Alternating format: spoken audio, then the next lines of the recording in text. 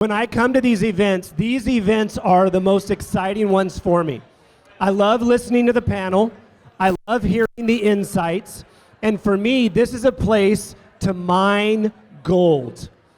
My encouragement to you is that you take a moment, that you listen, and take away 5 amazing things that you can put in your toolbox, whether for leadership, whether for sales, whether for life, or whatever it is that you're up to. So I want to invite you guys just into an amazing time. And like I've said before, I get to sit and listen to these panels. I've got notes out that I'm taking notes, that I'm walking through. And I talk to my teams and people about the things that I get to hear. All right, now, Phil has walked all the way back to the back right before I ask him to come up, so now I'm gonna stall for time. But this is the way I do it. Ladies and gentlemen, can you do me a favor? Can you welcome our MC who's going to be moderating this, Mr. Phil Byers? Can you put your hands together for him? I will be honest with you guys, he will be signing autographs after. Please do me a favor as he moves around the room, key things that he has put in his contract. You're not allowed to touch him, okay? But you are allowed to give him things. Ladies and gentlemen, Phil Byers. Hi, everyone. Thanks for coming.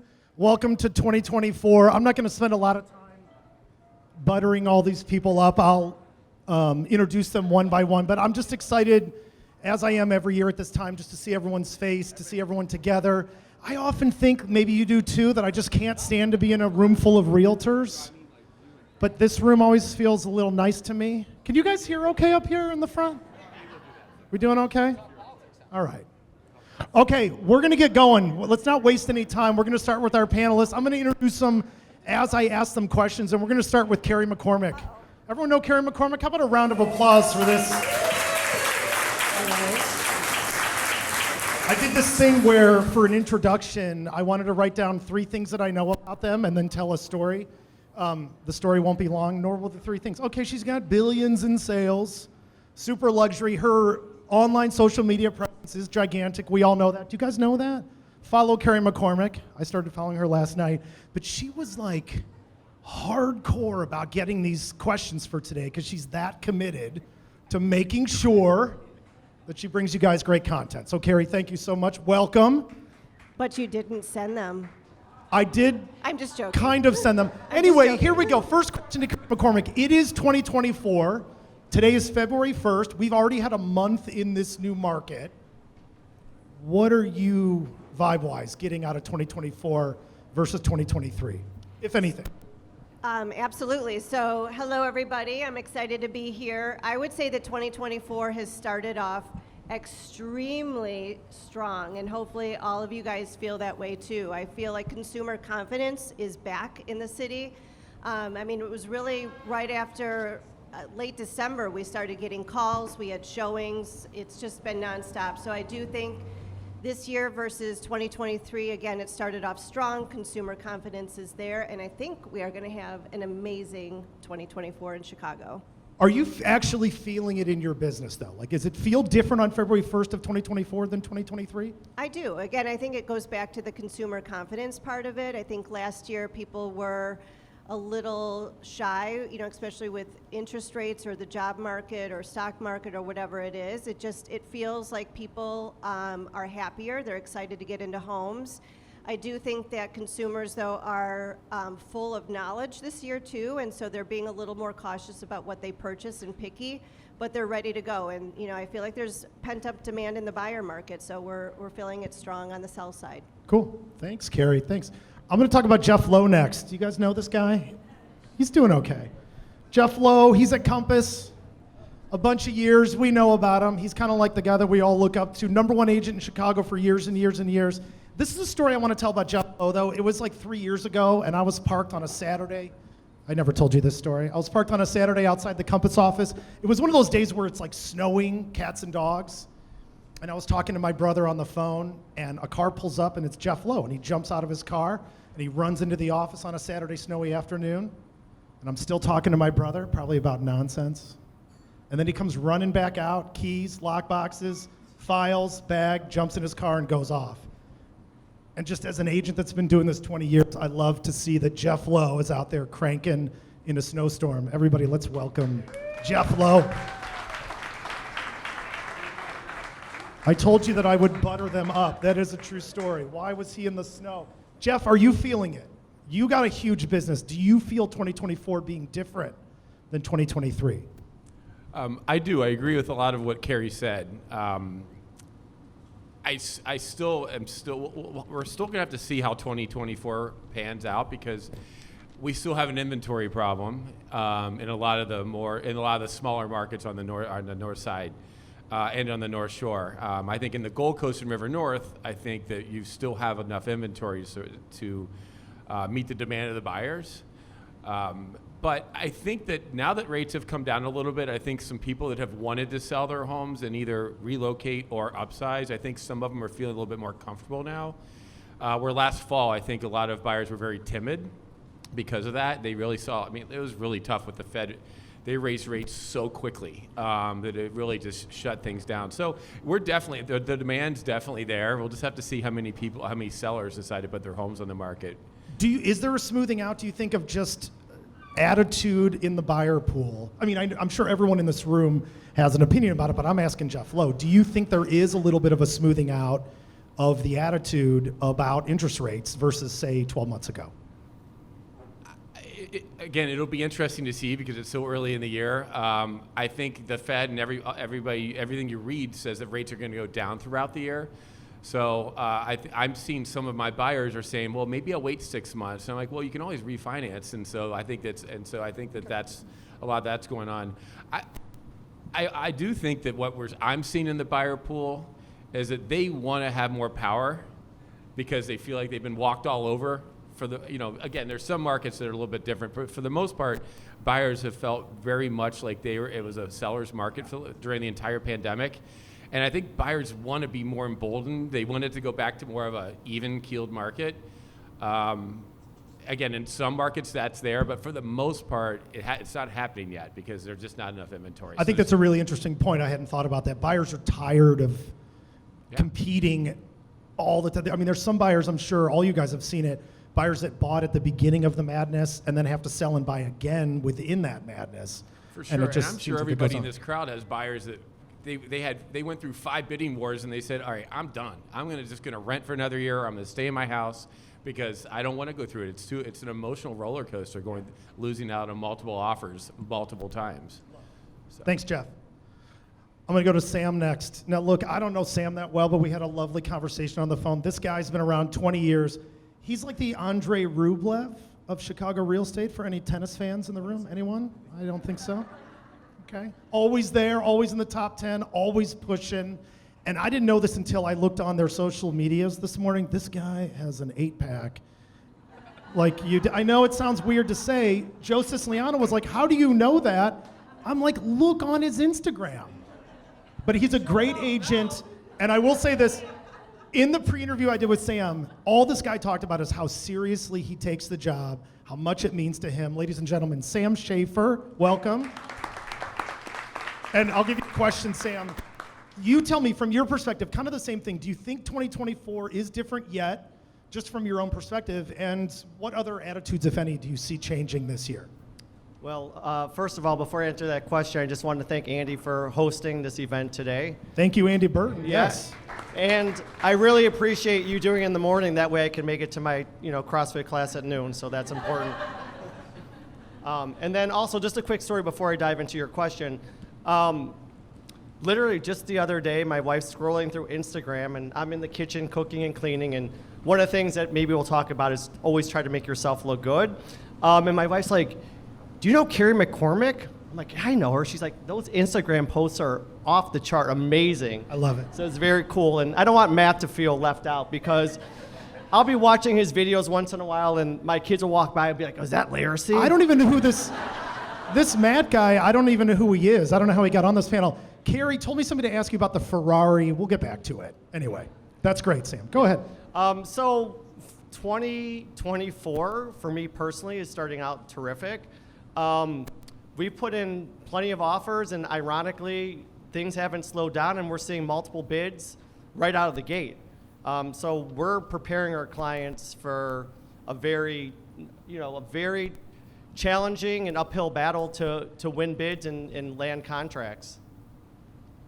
Do you think, do you feel like there's smoother water, I guess, in terms of how much business? We all know, everyone sitting on the panel, I didn't look at your numbers, but let's face it.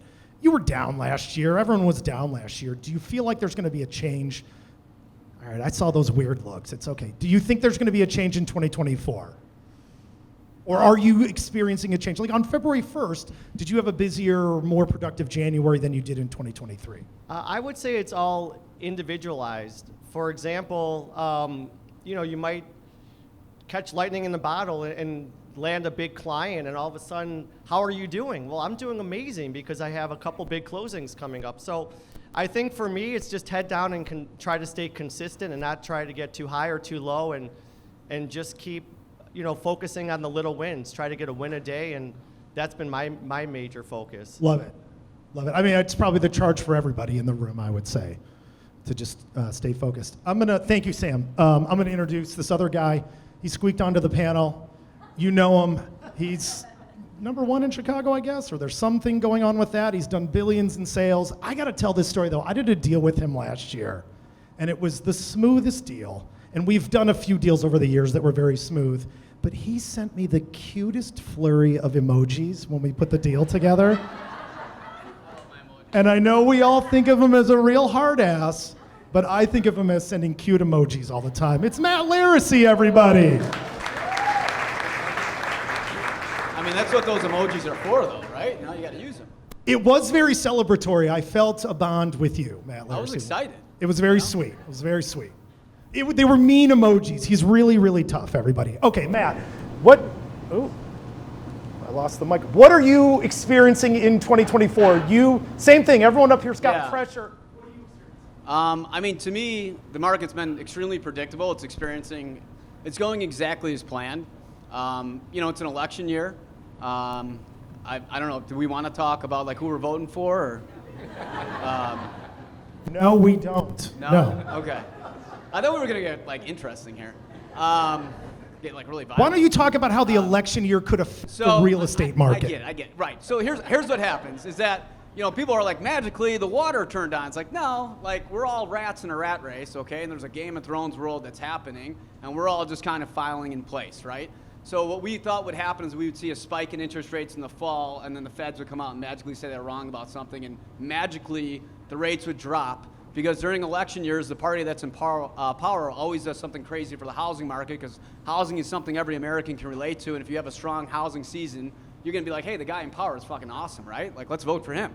So it's a great way to win votes. So right now, we're experiencing a great high, and the 10-year yield curve just dropped again this morning. It's down below 3.9, so we're going to ride a great wave. We should see rates probably get to 5.2 to 5.5%. It'll be the lowest rates in 18 months, so we're all going to have a phenomenal spring. And I tell people, enjoy it while you can, because January to the end of May, beginning of June is going to be unbelievable. Stockpile your money, don't take a day off, because I'm telling you right now, and I see everybody here in July. Did you don't take a day off? Don't take a day off, no days off. I canceled my 40th birthday. I was going to do one in March. I'm like, fuck it, it's going to be amazing. I'm not going to miss a beat. But what's going to happen is July, we're all going to be broke till November. You guys got to remember, the real estate follows the stock market. If you look at the trends of what happens to the stock market during election years, from July to November, there's no action. So talk to your stock guys that are selling places. They're always like, I hate it because I'm not making any money. Well, guess what happens? A luxury market above $1 million, there's uncertainty, so they're not going to buy. And then the first-time buyers, they're not going to buy because they're going to be talking to their parents, and the parents are like, I don't know, if so-and-so wins, the world's going to end. No, if so-and-so wins, the world's going to end. And then, you know what that's going to create? That's going to create uncertainty again. Slow down. Right? So then the market's going to slow down. So I'm just saying that when we look out there, how do we map out the year? Because I don't just look at what's happening in the next 6 months. I look at the next 12, 24, 36 of how are we going to adjust our business to make sure that we're ahead of the curve and position ourselves to win. Is that you have to realize that this is going to be great. And if you're not doing great now, do everything you can to become great, because by July, I'm promising you, your business is going to go off a nosedive. I'm going to stay with you on this. You said the next 2-3 years you got to change or adapt or stay with it. What is that for you? For us, it's just understanding that the city's going through a tough relationship, And you have to understand that there's certain parts of the market that are underperforming. There's certain parts of the market that are overperforming. I call it a tale of two cities. So the downtown markets, prices are down as much as 35%. And we talk about inventory problems. Like, I have more inventory than I know what to do with in the downtown markets, right? And then you go to the outskirts, you're in Bucktown, Wicker Park, and stuff like that. There's no inventory, right? So it's like understanding that, like, when you tell your clients, like, hey, if you want a deal, buy downtown, Yeah. That's great. Carrie, respond to what Matt said. Are we going to see, I'm sorry, I didn't mean to, I think you make a great point. I really do want to, I know I'm being jokey, but it is an election year. There are going to be 5 months where statistically it's going to be slower in a market or like a luxury client that you work with traditionally. Have you heard anything about that? Have you experienced that in the past in other election years or, say during 2020 when we had a crazy summer? What does that look like in your business? Well, I think Matt's right. Do you like to hear that? I think My favorite thing. Thank you. I know how he works. So, he does make a lot of good points, and I do agree with him. I think traditionally our summer months here anyways are slower once we get to July, August, September. Everyone's traveling. We end up seeing a dip in our market anyways, but I do agree that this first quarter it's going to be a strong quarter. And I think, all of us as agents, we've got to just pull out all the stops. We've got to double down on our marketing and go get the inventory and go get the buyers. Sam, I'm going to ask you a question. Thank you, Carrie.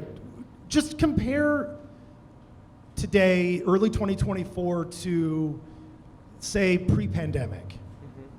And it's not about the pandemic, but what do you think about in terms of being a business person in this business has changed the most? I'm just saying in terms of like attitude of buyers, sellers, market itself.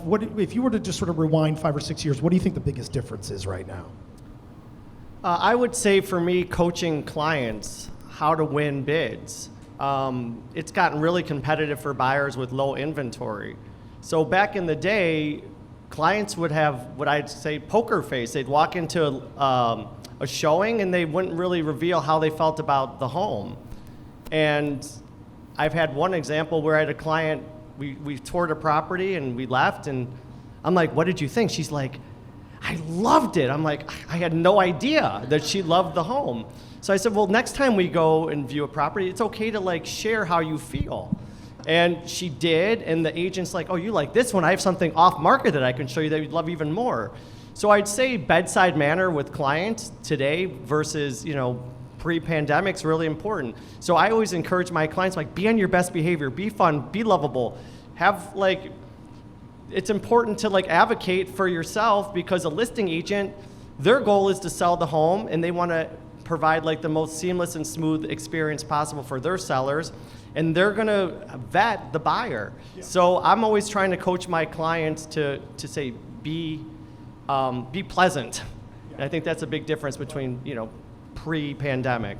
Jeff, are your clients or is your business, what would you say is the biggest difference? I think Sam's point is excellent, right? We have low inventory, buyers are competing for every listing, but just even can you think of anything else high level that feels different than the business did 5 or 6 years ago? I'm just picking, maybe you can't. But. Oh no, I definitely can. I think we all can. I think everybody in this room on some level can see things are different than 5 or 6 years ago. What I've found to be it's a major challenge that we're all experiencing is the fact that the city of Chicago should hire all of us because we're now the ambassadors always having to defend the city of Chicago. Oh. We did not have to do that. Yeah, a round of applause for that. Yeah. And they're going to help us out a lot with the transfer tax they're talking about passing. So thank you, for that. So hopefully that doesn't pass. I would imagine we're all in alignment on that front. But it's constant. Like yesterday, I went to look at somebody's co-op, and guess what? They've got a house in Naples, they've got a house in Lake Geneva, and they want nothing to do with their home in Chicago anymore. And I said to them, when I go on spring break with my family, and I see the news when I'm in Florida, I don't want to come back to Chicago either. And then you get back here, and it's amazing, right? But it's the entire country, but especially some of the southern states, love to use Chicago as a punching bag in the media. And it's a constant challenge. So I think I'm finding myself having to explain that to people. a lot more than I ever had to. And but it's also interesting what we're seeing. I'm working with 2 different sets of buyers right now. One moved to Minneapolis 2 years ago, and they hate it, and they're coming back. And I've had a couple people move to Nashville, and for one reason or another, they didn't like it, so they came back. Screw Nashville. Screw. I had somebody move to Florida last year, and then they're coming back because they don't like having to drive to Starbucks. They want to walk. They want to be in an urban environment. And did they leave originally because they were like, we just can't anymore with Chicago? They left because during the pandemic, nobody wanted to be going up and down elevators, and Chicago is a stringent place to live during the pandemic. And it didn't feel good in the wintertime here. It was really, really hard. And not everybody has the ability to take their family or go, leave for several months. And when the kids weren't in school, and some people had the ability to go to Florida for a year, but most people did not. And so it was a challenge. Chicago, like all major metropolitan cities, was a real challenge during the pandemic, especially early in the pandemic. But I think we're starting to see some of that boomerang of people coming back. And I think everybody in this room, like I said, the city of Chicago should be very friendly to us because we're the ambassadors on the street. Incredible trying to point. talk about. Yeah, I agree. That's a great point.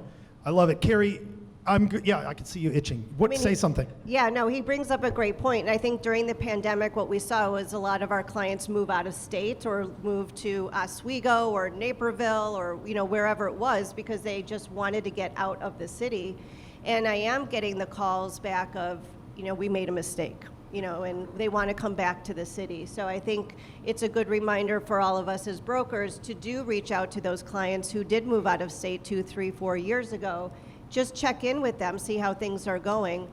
And I've also noticed that some of the school systems, they've moved out of the city for the schools, and some of the school systems, wherever they moved to, are not supporting what they thought that they could support. So again, just checking in with clients and, seeing if they want to come back to the That's city. really interesting. Now, I'm going to stick with you. You have clients that move in from other places all the time. And we didn't talk about this. I'm just assuming. You're nodding your head. Yep, move in, international, other places around the country. Do you think in the last few years, like Jeff mentioned, and maybe the answer is no for you, but do you feel like there is an attitude shift? Oh, yeah, we thought this, but maybe we're starting to think differently about Chicago again, or vice versa? Just curious. And that's what I feel like in 2024. I mean, it's still too early to tell, but there just seems to be the consumer confidence back in the city. I think we've gone through such a low point, and I think we're all trying to gain our city back and feel confident about it. And everyone's pro-Chicago. Everyone seems in a better mood, so let's keep it up. I love it. Hey, before I go to Matt Laricy, is going to get this next. I want him to say some stuff about Chicago. But at the end, for the last 10 minutes, if you got a question, just throw your hand up and we'll take questions for them. Just keep that in mind. But Matt, you're born and raised here. You're a super Chicago guy. Just, if I were to say to you, I don't know, man, Chicago seems kind of crappy. What do you think the real estate market's going to look like in the next 20, dumb questions that people ask. What do you think? I mean, I get this question 500 times a day, every appointment I go on, every conversation I go on. It's everything every time somebody says to me. I mean, I'm honest about it. I'm like, we're in a bad relationship. I don't think 2024 is the year Chicago comes back. I think real estate works in 5-year cycles. I think 2020 was the first year of a new cycle. I think we're at least 36 months away. I think we need a new mayor. I don't care how you feel, but the reality is we need somebody that's hard on crime. I don't know what happened in the world where people just think crime is okay, but until the crime situation gets turned around, and then that will then in turn get the businesses to come back, then people will start believing in the city. But we're 61.5% of people back to the office right now, okay? So that's still down. And most of the people that I talk to that are moving out, the first thing I always say when I walk in the door on a listing appointment, why are you moving? You know what everybody says to me? 99% of the time, crime. And I don't believe that the city's coming back in a near future because we need crime to get turned around, and there's no solution for it. And we can make a difference because there's 16,000 of us in the city, and if we all put enough pressure on the city, we could turn it. But I think the biggest problem when people ask me that, I'm like, listen, the reality is the likelihood of you getting shot is about the likelihood of you going in the ocean and getting eaten by a shark. I mean, it can happen, right? It's unlikely, but it's possible. It is possible in this city. And I was going to ask you, you are actually hearing this, or just give me a nod of head or a no from all you guys. You do hear it? Yeah, all the time. It's the main conversation I have. I would say it's the number one conversation. Raise your hand in the room if you get this from your clients as well. Okay, great. So the reality is that to me, I think the problem is if you bullshit about it. It's just like, listen, it's you got to have your head a little bit more on the swivel. I mean, I've had gunshots through my windows where I live. I've seen carjackings happen. That guy that ran across the street on Erie that had a machine gun was right in front of my face, in front of our office. I mean, like, we've seen it, firsthand. Every realtor in here has either been carjacked, knows somebody's carjacked, or their friend of a friend's been carjacked. So it's a very real conversation. And for me, when I talk to a client about it, they're like, yes, it is happening. But I think 3 years ago, if you mentioned crime, you got canceled. 2 years ago, everybody was like, crime's kind of bad, but, we'll talk about it. Now everybody's like, fuck crime. I'm sick of it. Like, let's go You're back canceled, about it. Matt Laricy, for saying the F-bomb. I'm going to be canceled a lot of times, okay? But I'm just saying that, like, now people are so adamantly against it, and that's how I know it's turning. So I do think the tide's going to turn because people are openly talking about it. But it's going to take a little bit for now that to implement the changes. And I think until that happens, Chicago won't come back. Sam, say something. Well, I'm going to put a positive spin on things. That's what I was looking okay. for. We're going to go a different direction. So Carrie mentioned something that was interesting, which was talking about inventory. And she's like, it's upon us to go back to our clients and kind of shake them and wake them up and let them know that now's a great time to list. Now's a great time to sell your property. So I think that's something that is kind of something that resonated with me. It's just an excuse to pick up the phone and reach out to past clients and have that conversation. Yeah. Is it working? Like, when you do it, do you feel like those leaves are falling off, or do we feel stuck still? Well, I think you have to have a lot of balls in the air and just be very dedicated to, pick up the phone or text or however you want to communicate, and just be, I guess the word relentless. So is it working? I mean, maybe you catch 1 out of 100, but I'll take that as a win. Scott Curcio, where's Scott? He's going around today passing out buyer needs. I don't know where Scott is. And I was like, this is a good idea, right? I got buyers looking for these things. Does anybody know anybody that's doing a thing with these? I mean, I guess anything, like Carrie said, shake the tree, get this inventory to come out. It can work somehow, right? Is he back there? No? All right. Oh, he's right here. Oh, there he is. It's Scott Curcio, everybody. He's not on the panel, but he gave these things away. It was really smart. So that's great. Carrie, what do you see? Do you agree, I guess, I like what Matt said, 5-year cycles, right? We do have an election year. Forgetting what's going on politically ever, we do get affected in our real estate market by a slower market. I love what Matt said. There's 5 months leading up to November where it does slow down. But what do you think looks in our market for Chicago 2025 and beyond, just with the Carrie McCormick crystal ball? So what I'm telling buyers is, especially in the downtown market, like you mentioned, where pricing has been depressed, whether it's Gold Coast, Streeterville, River North, now is just, again, like the stock market, now is the buying time, right? So you buy low. The cost per square foot there is remarkable. I do think, and I'm very pro-Chicago, but I'm bullish on it, that I think that it's a resilient city, it's a world-class city. I don't think we're going to go any further down than we have in the last couple of years. I do think that we're going to come out of this, whether it's 3 years, 5 years from now. But again, if it's a buying opportunity, you buy obviously your home, but if you're looking for an investment or a good investment, buy downtown. Yeah. All right, great. All you guys have this great benefit of being at the top of the business where you feel the pressure of kind of shifts in how realtors are perceived, how buyers and sellers interact with us. I'll just go down the line to Matt. I mean, what do you think the public relationship with realtors, if any, is going to evolve to over, say, the next 5 or 10 years? I think it's going to get better. I just think there's a lot of changes coming in the industry. I think the biggest problem in our industry lately is just that, like, Netflix and Bravo has not done us any favors. If I always say this to my wife even when she's watching the Selling Sunset one, which I hate, but these girls are sitting around in these $1 million dresses, they're doing nothing, and then they're like, oh, I just sold a $10 million house, I made $300,000, right? And the average person in America is making 55 G's, and why is this person living this life? I hate this person, right? You instantly do. They do, though. And then they meet a realtor who wants to try to project they're like that, right? Yep. And during the pandemic, I think the pandemic really hurt real estate's image because everybody that was a bartender or worked in the trades or whatever, because they were shut down and we were able to work, They got their real estate license. So then we had nobody in the office. So there was uneducated real estate agents out there during a hot market that were able to go out there and sell. And Joe Q consumer, the first person they meet is somebody who just got their license day one. They know nothing about the industry. They get a sale. Something bad happens. Now the consumer's like, I hate realtors. And then you got Selling Sunset pop on, right? Yeah. So I think our image has taken a hit because of it.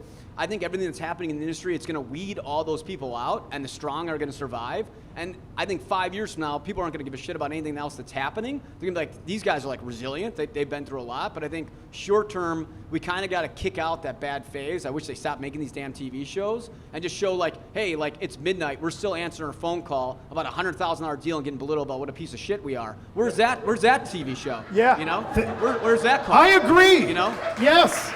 So I'm just saying, like, I don't know about you guys, but I get talked down to like 24/7. It's like, I don't get any of that. All they show is like the mimosas with these dresses. So I do think it's going to change. Yeah. But I think it's a big problem, and I think it's up to us, everybody in this room, to change the perception of our consumers, being like, listen, here's how much I'm actually working and what I'm doing, and if you provide value, of course they're going to like you. But for all these people who came in and didn't provide value, it took a hit on our image, and it just is. Has it changed in the last? I want to keep on this realtor image thing for a second because I love that point. Do you feel a change in the way that they talk to you, the public, right? Potential buyers and sellers in the past 5 or 6 years? Oh, Carrie's got something. Go. I think that's so funny. I don't think so. I think the shows actually help us because they are a little silly, you know, and I think when we go in to talk to our clients, we're so well prepared. We're so knowledgeable on our market. We come in with data. We come in with good knowledge. I think we look pretty good if they watch that show and they meet us. I think they feel like, oh wow, these people are professional. Like she's got a Ferrari.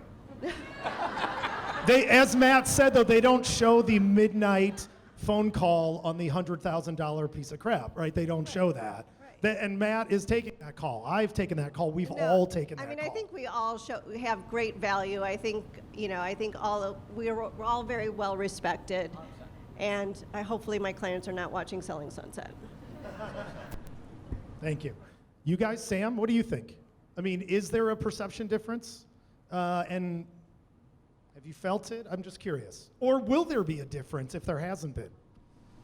Well, I always say what we do isn't hard, but this is a really hard job, okay? So I think to show up, to answer your phone, to respond to an email isn't hard with our job, but to be strong administratively, to communicate with the clients, to deal with all the emotions of our sellers and buyers is really challenging. So, I mean, I've been at this for quite some time, and I feel that the perception hasn't changed that much. It's always been being relentless and doing what you can for your clients and just being locked in on that front. Love it. Jeff, I'm going to ask you a different question, different topic, but about our industry. As you see people come in, people work on your team, agents you do deals with, is there any generational difference that you've experienced?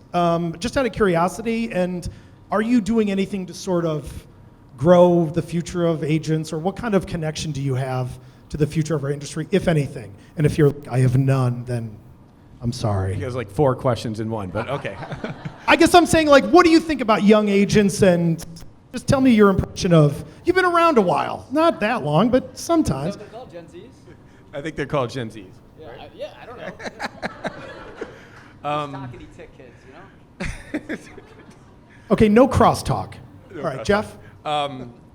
Yeah, I think it's critically important that you actually learn this business. I love markets like that. The market's starting to shift. Everybody had a much more challenging year last year, certainly than 2021 or 2020. And it's just like 2008 and 9. You know, we're seeing a lot of people go back to their previous jobs or going to do something else, and it's a great opportunity for all of us in this room.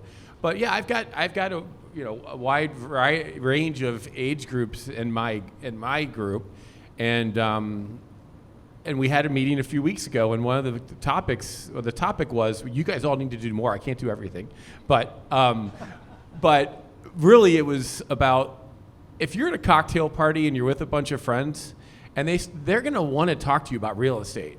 And it drives people sometimes crazy when they're with me, and people love to ask me questions about whatever they own or want to sell. But you need to provide some value. If somebody says to you, oh my gosh, I've got a loft in the West Loop that I'm thinking about putting on the market, what's that market like? Well, know what that market's like. You know, I mean, we deal in a fairly concentrated area within the city, my group does. And I'm like, you just need to know a little bit about all the markets. And if they say, well, what about interest rates? Well, you better know where interest rates are. Not 6 months ago or a week ago. Like, you need to know these data points, because you can't look like somebody that's on a reality TV show that knows nothing about TV, that knows nothing about the market, when you're meeting people in the public. Because you're an ambassador of our brand, but you're also an ambassador that, getting back to the previous point, of the bar is it's very easy to get in, become a real estate agent. I had this conversation, I'll pass the microphone, last night with somebody. We took their loft off the market. I put in the PLN. 97 brokers called him that night, which, by the way, you're not allowed to do. I'm like, send me those names, because we put it in the PLN for a reason, right? And I just How dare all you guys? How dare once you? It's in the PLN, it's illegal. But anyway, but I told him, I'm like, it takes about 20 minutes to get a real estate license, and there's a bunch of people that do that, and that's just the way it is. And that doesn't make our industry look any better, in my opinion. So anyway, those are my thoughts about the generation. Yeah, that's great. Sam, you and I had a conversation when we talked ahead of time about having to do the job. My friend Emily Fair, who's here, my doubles partner in tennis, she's the greatest. Round of applause, Emily Fair. Oh wow, I'm embarrassing her. She and I were talking before this today too, that real estate feels like I'm presenting a hypothesis to you four guys, but I think you all fit this description. It's more of a handcrafted job than maybe it has been for the last 20 years, right? I know we all have teams and leverage and we have help, but Sam, when you and I were talking, you talked about the importance of you're the guy that's there. And I mean, Jeff Lowe's trudging through snow, and Laricy, we know he always works, and Carrie does too. She's in Ferraris and shooting videos. Is it more important now to be present as the name on the sign than it was before, or am I just making that up? Well, I think everyone kind of has their own way of handling that business. I would say there's been plenty of times where I've done a transaction with Jeff Lowe, and to my surprise, here's Jeff Lowe showing me the home. Yeah. And then all of a sudden I'm at the inspection and I see Jeff, like, what are you doing here? And at the final walkthrough, he's there. So I think a lot of people that are top agents, they take a lot of pride in being boots on the ground. For me personally, I get a lot of experience from it. I like to learn and grow from it. But I also do like to embrace, I have amazing team members and give them a lot of autonomy, because I can't be in two places at once. And what I'm trying to do personally is to create these templates and these brands that we can all follow so we can be a well-oiled machine. Yeah. So that's kind of how my approach is. Carrie, you strike me as boots on the ground too. You're there doing the thing. Listen, everybody, the reason I'm asking this question, so that you know, and I think you guys get this, is all we heard about for the last generation was how I can make money and not work. And now it feels like in this business, you're back to doing the job. And that is a Phil hypothesis. Carrie, say something about me saying that. Well,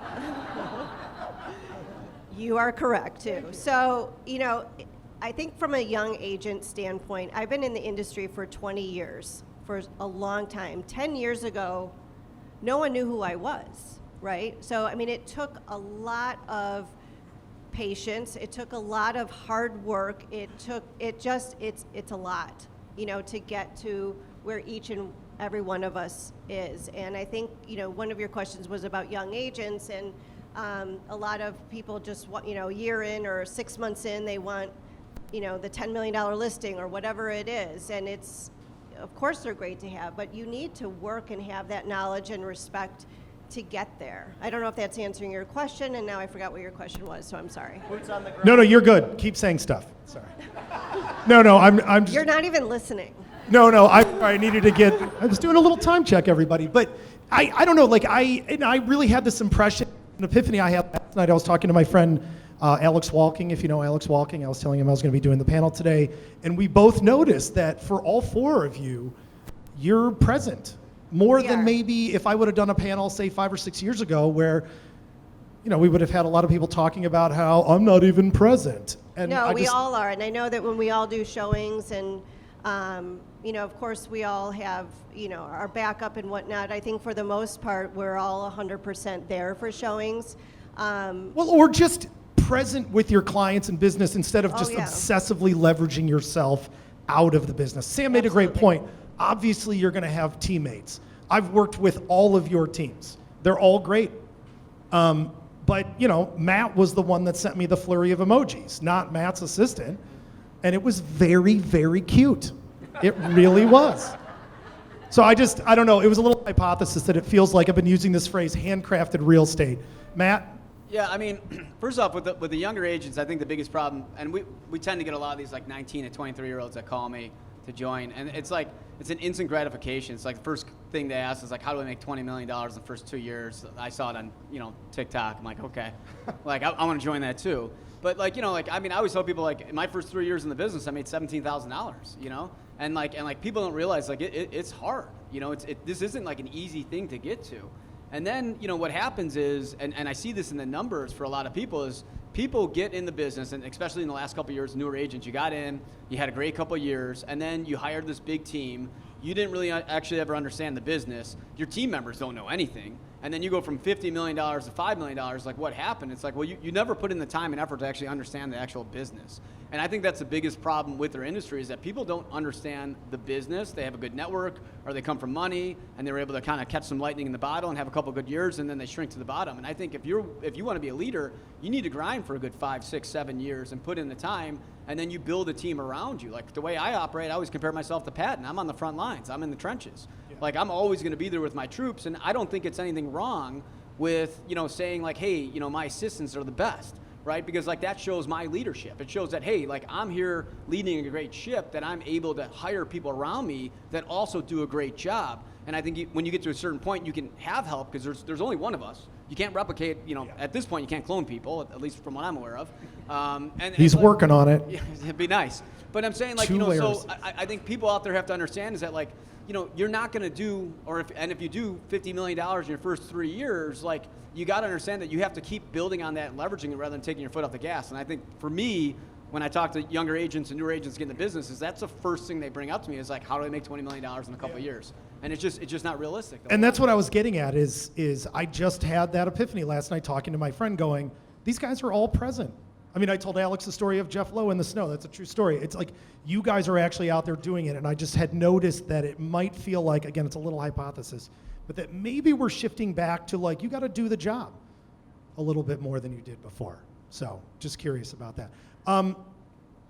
What do you see as, actually, I'll ask Jeff, I'll ask this question. For anyone in the room that is maybe at a plateau in their business, like what is a mistake that you see a good productive agent make? Maybe not a mistake, but what would you say as a good piece of advice for someone wanting to go from, say, being an $8 to $10 million producer to like bouncing up to like a $25 million producer? Is the skill, is there a thing that you see missing with younger agents? And I'm looking at you, Jeff, but if any of you guys feel like grabbing the microphone, please do. Well, I think to Matt's point earlier, it might be an interesting time to try to like double or triple your business. We'll see how this first half of the year goes, but you have to put your money where your mouth is. And I could have grown my business much faster. I'm a very conservative person, so hiring my first assistant was actually I shared an assistant initially with somebody, and then hiring a full-time assistant in the market. That's how you have to scale. You have to have back office so that so you can be on the street. And by the way, the four of us are lucky. We really like this business. My favorite thing is to be walking people through a house and talking about how great the listing is, or to talk a buyer out of buying a crappy house. But we all enjoy the business. I mean, there are a lot of teams out there where the team leader never goes out, never leaves the office, and doesn't like to show houses, and so they don't actually walk through as many homes as we do. So part of just enjoying the business is a big part of, I think, a lot of the success of the four of us up here. But getting back to your question, going from 8 to 15, 8 to 25, you just have to remember how you got there too. I mean, we're handling great clients of ours right now that are rentals. I mean, we're not above that, but guess all these 23-year-olds that did go out and make a bunch of money the last 2 years, like, I'm not going to help my friend. He wants a $4,000 a month rental. Well, what do you think he's going to buy in 2, or she's going to buy in 2 or 3 or 4 years? So you shouldn't look at anything being beneath you, because the market's not always strong. And my first 3 or 4 years in the business, all I did was rentals. And that was, to Matt's point, like, I made my commissions $300 at a time so I could pay off my student loans from college. And so we all learned the hard way in this business, I think. I think your point of, and I agree, I mean, just knowing all you guys a little bit, you guys all are weirdos that love doing this. Like, you love doing it. And I think you can't really compete with that. You can't not like being a realtor and then be a successful realtor. It's just too hard. So I think that's a great point. Sam, what's the biggest strategy change that you're going to make, if any, for 2024, just getting ready for this new market? Is there anything that you're doing that you're like, we're trying this year? We're bippity-bippity-bap. What is that? Sure. So, and Sam, give me 1 second. If you have questions, get ready to raise your hand, and then I'll call on you. Sam, go ahead. yeah, I would say one thing that we did that's been, I hope it will be impactful, is we have a really nice listing presentation. And I've been meeting with buyers, meeting them for coffee. And, the hardest part for me of the business is rejection. And I always want to learn and get better. So it's like a punch in the gut when someone says, hey, I'm going to work with someone else. So I want to try to avoid that. Obviously, you can't win every client. But we came up with a buyer listing, or a buyer presentation. So a buyer deck that we can meet with them and kind of walk the clients through the buying process. So that's something that we just implemented literally a few weeks ago. Love it. Carrie, what are you doing? What's your secret weapon for 2024? Artificial intelligence. Oh, okay. Cancel the rest of the day. Go for it, Carrie. Yeah. Tell us. So I'm going to start implementing a little more AI into the back office, and I am working on a virtual clone of myself, so that, not that she's going to go out and show properties, but so people can interact with her online and get information. That is not what I expected. No comment? Awesome. Tell me I love it. Give me the biggest, what was the biggest reason for baking that in? Is it a leverage thing? I want to provide better service. Just curious. Well, I think, AI is out there, right? And one thing I tell people is AI is not going to replace us. It's not going to take our job, but the person that understands and uses AI to leverage things is going to win, right? So there's so much emerging out there, and again, we all see the descriptions now that are written by ChatGPT, and it uses the same words, but there's things that AI can do to help support our jobs. And again, it's not replacing us, but there's tools out there that can help us on all different levels. I love it. Awesome answer. Matt, do you have a secret weapon that you want to share? Yeah, I created an AI assistant that's going to be dating Carrie's AI assistant. And then I'm just going to have them tell us all her secrets. Good night, everybody. Maybe they'll go on virtual dates. We're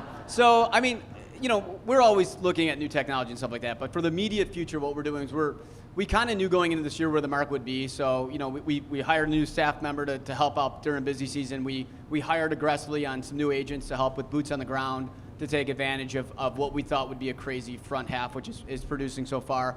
And then what we're trying to do is all of our clients that everybody talked about earlier, it was like, hey, I'm so defeated about, getting outbid and, the market's so hot, it's going to blow up. It's like, okay, well, what I do is I call that punting. So we punt those buyers till June, July, August. So I'm like, listen, if you think the market's too hot right now, we're in prime time right now. This is the spring wave. Spring wave's going to go to the end of May. If you want a better deal, wait till June. So what we're doing is we're prepping our clients now, so when everybody else is down in the back half of the year that didn't foresee the marketplace, I got a whole crop full of 50-plus buyers that I told we're too intimidated to buy during busy season. I'm like, extend your lease for another 3 or 4 months, and then let's take advantage of the blood in the water in the summer. So my silver bullet's just going to be walking my clients through understanding where the market is, and then just really doubling down in the spring when everybody else is pulling back because they're feeling the market shift, and just crushing the back half of the year. front half of the year, I think we're all going to do great. But it's understanding where the market's going to go to take advantage of the back half of the year. Because I'm telling you, it's like anybody who remembers fourth quarter last year. I mean, look at the numbers. Nobody crushed it. Nobody was doing like $80 million a month. So it's like understanding that that's where it's going to go, and then prepping your clients and what you're going to do internally to take advantage of what's going to come. I love it. Jeff, do you have an answer? Yeah. Another virtual assistant? Yeah. Listen up, it's Jeff Lowe's secret weapon. Go ahead. We might be a couple years behind you on that one, but we'll see. What we did in the third and fourth quarter of last year, which was definitely a slower time, one of the slowest times we've had it in a while, is we leaned into 2024. We just launched a brand new website. We've fine-tuned our team a little bit. We've increased our social media presence and done some things on that front. So I leaned in and started spending money and spending time on things that I hadn't had time to do the previous 3 years. And I think that's a great thing to do right now. If you're not very busy right this minute, you're going to be in the next few months. But if you didn't spend the fourth quarter when you had a lot more time on your hands, and if you decide you were going to just travel like crazy, then good for you. But that's not the world that I think any of the people in this room that really want to have a strong future in this business. That's not what you do when the market's slow. You lean in. If you can afford to do it, you pour some more money into your marketing. We cleaned up our CRMs and all of our outreach. In fact, we even launched a North Shore division last week. So these are things that I'd been wanting to do for years, but because things were slower for several months, which we might all see again if Matt's predictions are right later this year, that's a time to lean in. That's awesome. Thank you, Jeff. Thanks, everyone. Questions for our panelists? Does anybody in the room be brave enough to ask? Oh, yes, ma'am, back there. Hang on. I'll bring the microphone. That was weird. Here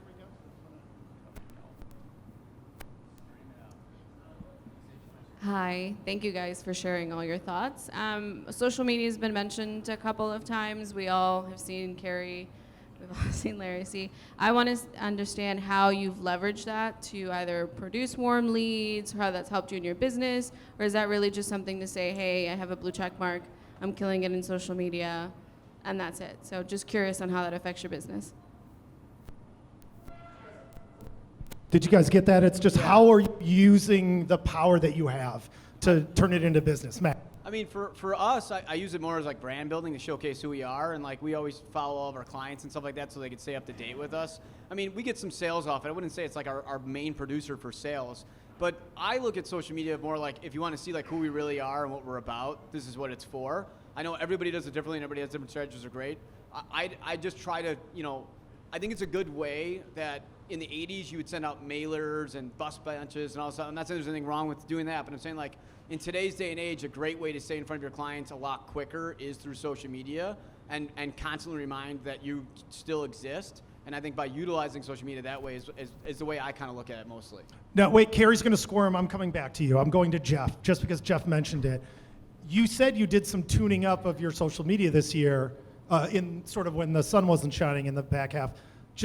Are you seeing any difference from clients? Has that turned into anything? Was it worth that investment for you? Absolutely. To Matt's point, it's a free way to touch out to all of your clients. If you've got an amazing listing and a lot of people happen to see it, or if you just put some lifestyle photography online and things like that, or videos you're doing, it'll make people remember you that haven't really thought about you in a few months or a few years or 15 years. I mean, some of the outreach we've gotten over the last couple of months has been incredible. And if anybody in this room, so when we went to start a new website, to revamp our website and to revamp our social, I just went and found some of the agents around the country where I really loved what they did. But if anybody in this room wants to know how to be successful on social media, it's these two right here. I mean, Carrie was at the forefront of really promoting herself on social. I mean, I had a showing last week, and like these people were running late, and they ran through this listing of mine, and like, oh my God, we gotta hurry. We gotta see Carrie next. We don't wanna be late. I'm like, hello, chopped liver here. and Matt's done 7,000 podcasts. I'm probably light on that number, but like he's done an amazing job of talking about like free outreach. I mean, We're going to get to Carrie. But two people you should look at in terms of who've done those things successfully are right here next to me, and there's a bunch of people in this room that are incredibly good at it as well. But that's just important. And it's a free way to touch out to people versus having to do all the old school ways. Sam, I'm going to come back to you for the next question, but we're going to end this question on Carrie McCormick because blah, blah, blah. She's got a ton of social media presence. I want to reframe the question. You intended it.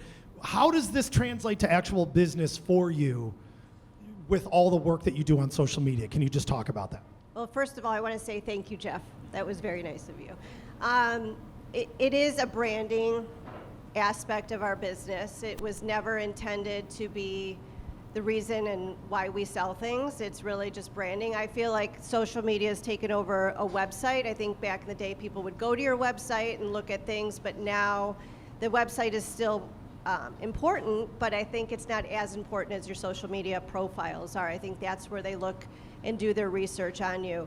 I have a ton of incredible case studies with social media. One of our best performing and best posts that we had was the penthouse above the Bean, which is 6 North Michigan Avenue.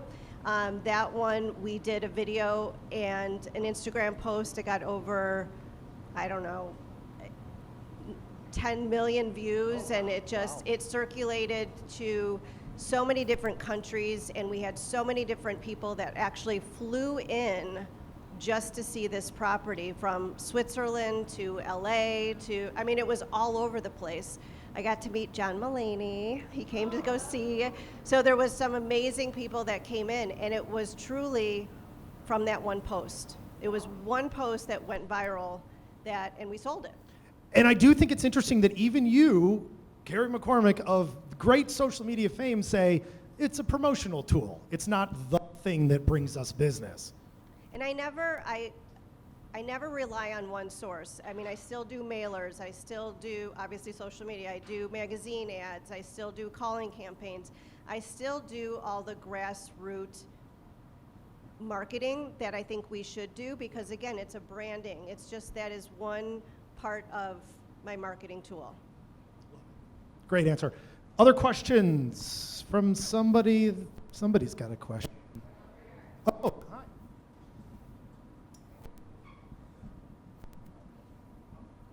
Hi, my question's about the transfer tax, and I'm just curious with your luxury sellers, do you seem to find that this is in the forefront of their mind as they're deciding to list? And then in general, with your buyers and sellers, is it becoming part of the conversation, or do you feel that the consumer is still oblivious to what's going on? Sam, why don't you start on that? Is the transfer tax part of the conversation? Well, us as realtors have done a nice job of advocating to, put a stop to that. So kudos to everyone in the room. I would say it hasn't come up personally for like the listings that I'm going on or the buyers that I'm working with. I feel like it's the elephant in the room that no one's talking about at this point. I don't think, for me personally and the clientele that I'm working with, it hasn't been impactful at this point. So I'm kind of turning a blind eye and fingers crossed that it won't get passed. How about the rest of you guys? Just quick answer. Do you guys hear about it? Jeff, you mentioned it earlier.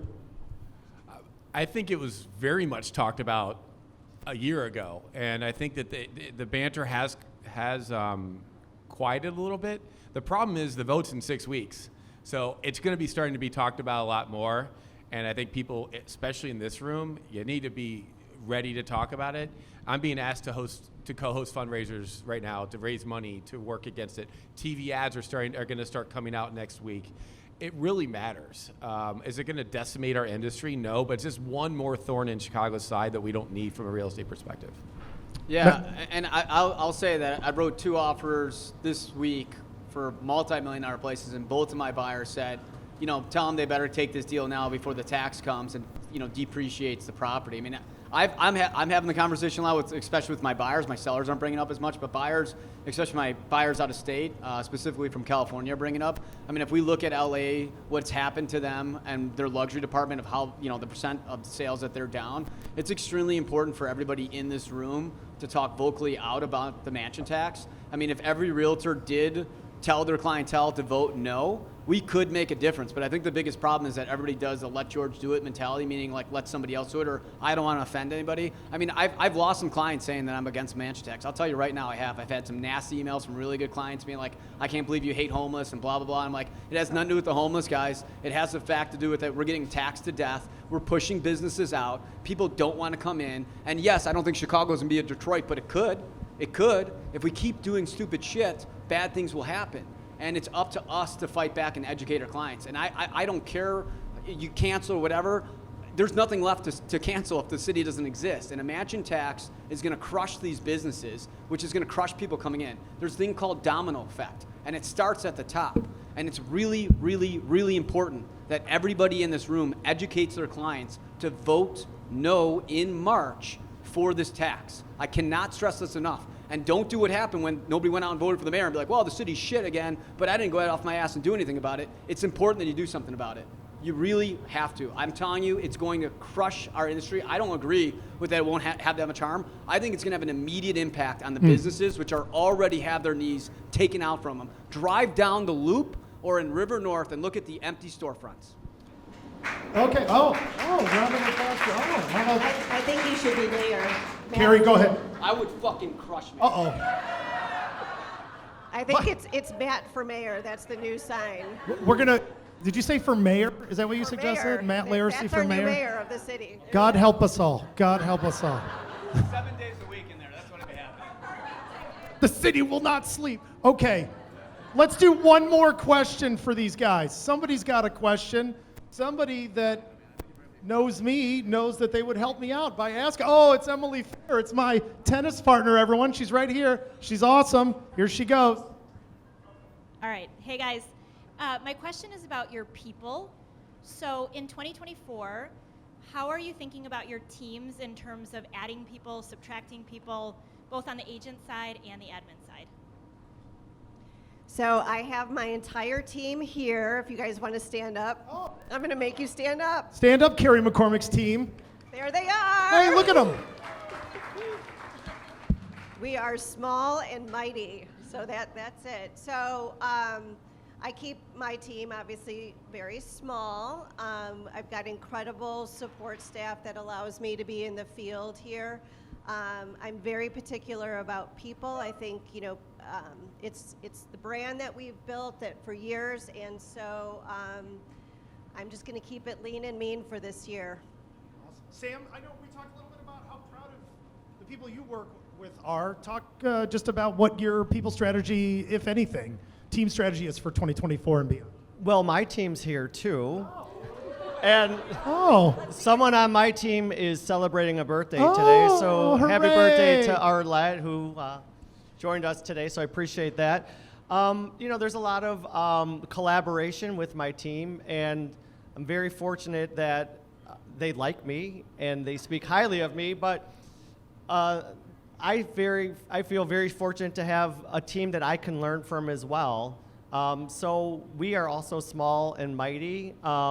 And we work hard, and that's what you have to do to be successful, be super accessible. love it. Either of you guys have anything to say? Yeah, I mean, we're, my team's here. I won't make you guys stand up. But It's a competition. Every team has to stand up. the way I look at it, though, when you build a team, and it's a big thing that comes up, is like, I feel like for everybody that's thinking about starting a team, is make sure that you hire the right people. Like for us, we interview really, really hard, and we have this rigorous process, because I look at it that you could put 5 Michael Jordans on a team, right? But they may not win a championship because they just don't gel together. When you look at some of these championship teams of like how they came out and they'd be like, they just gelled. They just had it. They had that it factor, right? So what I try to do when we take people on is like, how do we have some people be able to fit in for us? And just because somebody doesn't fit in with me, that doesn't mean they're a bad agent. Maybe they're just not the right fit for my team, but they're great on Jeff's team. And I'm not saying, we trade anybody, but I'm saying like, in general, like when you think about this, don't just hire really quick because you feel overwhelmed. Hire correctly. I'd rather lose business than have somebody that doesn't fit in that great than just hire really fast. And I think that's really, really important for us. We like to operate like a family and have that, but for everybody out there that's thinking about it, think about it that way. Jeff, yeah, go ahead. Getting back to your question, Emily, I'm not looking to necessarily grow my team, but I've always grown it relatively conservatively. So I've actually I've never gotten rid of anybody though in a slow market either. So we've always felt like we knew we'd had enough business to support the salaried people in our group, and on top of that, I always feel a responsibility to keep everybody busy. We won't be growing necessarily, depending on what happens in the second half, unless somebody comes along and already has a good book and just wants to support staff from us. So that's kind of how we're looking at it this year. Does anybody have any questions that are burning? If you do, raise your hand. Otherwise, oh, we got one. Where are we? Oh, yeah. Oh. Being behind the bar was something I should have done a long time ago. First off, thank you all for being here. Got a quick question. Clearly, all four of you started at the bottom. Now you're at your top, day after day, week after week, decade after decade. I want to know what your why is. Like, what motivates you every day to go out there, grind it out, continue to raise that bar year after year?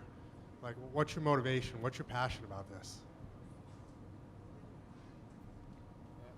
I'm just going to say the question again. What is your big why? I think this is a great question to end on. Carrie McCormick, what gets you up in the morning to do this stupid job?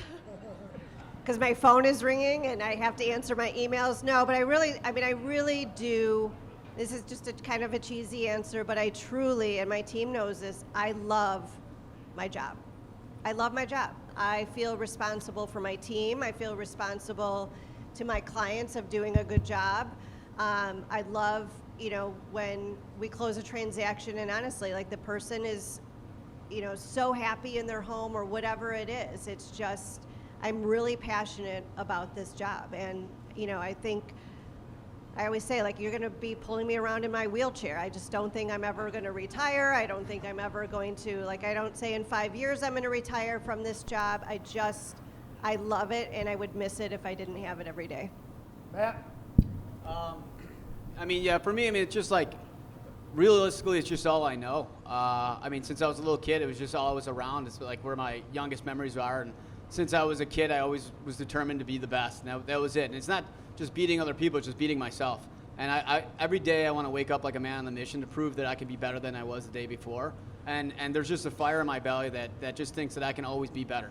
And I am my biggest critic. I don't look at these guys as competitors. I look at these guys as friends. I generally get along with most people in the industry. When I say I want to crush people, I want to crush myself. That's really the way I look at it. And when we get beat and we talk about getting punched in the gut, I don't think hey, if Sam beats me on a listing, I don't think it's Sam's fault. I think it's my fault that I wasn't the best version of myself for winning. Because I can't fault somebody else for being unbelievable that day. I can only fault myself. And that's what keeps me up. That's what keeps me going, is the drive to be the best. Love it. Jeff, you've been doing this a long time. Why do you keep doing it? Why? What is your thing? What's the big why? I love this question to end on. I have no idea what I'd do with myself if I didn't go to work every day. I don't either. And I like it. I love going to work. I enjoy it every single day. Some days are definitely better than others. There's no question about it in our worlds. But I'm fortunate. I enjoy it. I enjoy helping people sell their homes for the most money they can in the most efficient process. I enjoy, I'll be the first one to talk a buyer out of buying a house than into buying a house. But it's very satisfying finding somebody, find their first home or their eighth home. There's always a real excitement to that. And even if they're looking for investment properties, just making people happy and feeling like you're doing an amazing job for them, that keeps me going every day. Sam, final word before, don't everybody jump up, but Sam's going to say something, then I'm going to say something, and then you're all going to stay seated. But Sam, final word, why are you doing this? Okay, for me, it's pretty simple. It's the client accolades. I want the pat on the back. I want someone telling me that I did a good job. So I'm chasing that. Yeah. And I also liked what Carrie said. I think we all love what we do. There's aspects of the job that are difficult and challenging and that we don't love. And then also what Matt said, I have a similar mentality. I always look within, like, how could I do better? So I think that's that kind of resonates, and I like to accomplish things. So that's I love it. what I like. I love it. I think my favorite comment that Jeff made earlier is, I just love what I do. All four of you clearly love what you do. You're all nerds. We all love you. Thank you for doing this panel. Round of applause for our panelists. Thank you guys so much. Now, I know that there's a couple other words that Nathan has for you, so sit still and then. All right, let's thank our moderator, Phil. Great job.